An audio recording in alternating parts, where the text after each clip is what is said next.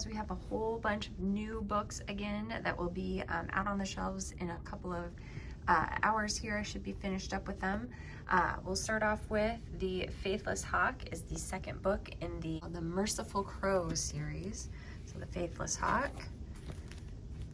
Before Ever After, Jacqueline Woodson, a author who's won tons of awards. This one is written in poetry, so it's a novel written in verse, but it's about a kid whose dad is his hero, but his dad was a professional football player, and he's starting to notice some issues with his dad's ability to think. So all those concussions he got as a football player might have started adding up.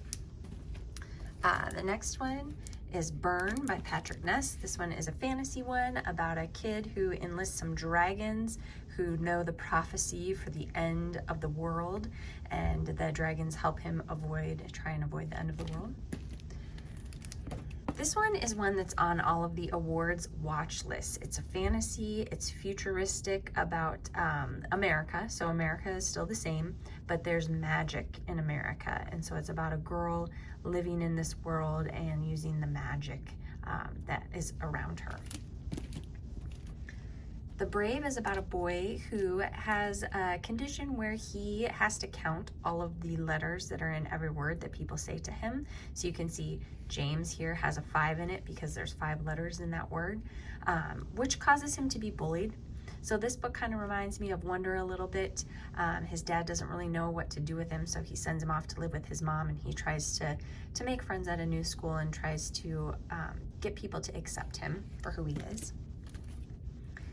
Take Me With You. Tara Altebrando is an author who writes really good mystery thriller type books, kind of psychological thrillers.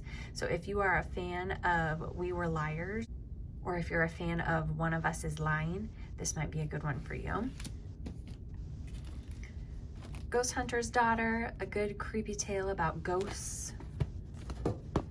Fighting Words. This one's a little bit more of a serious book. It's about a girl whose mom is in jail, and her older sister has always kind of been there for her, but they've been through a lot, and this causes her older sister to attempt suicide. So it's about her dealing with all of the things that she's been through. We Are Not Free deals with some teens during the time of World War II and Japanese internment. So they're Japanese Americans dealing with all of the things that are happening around them.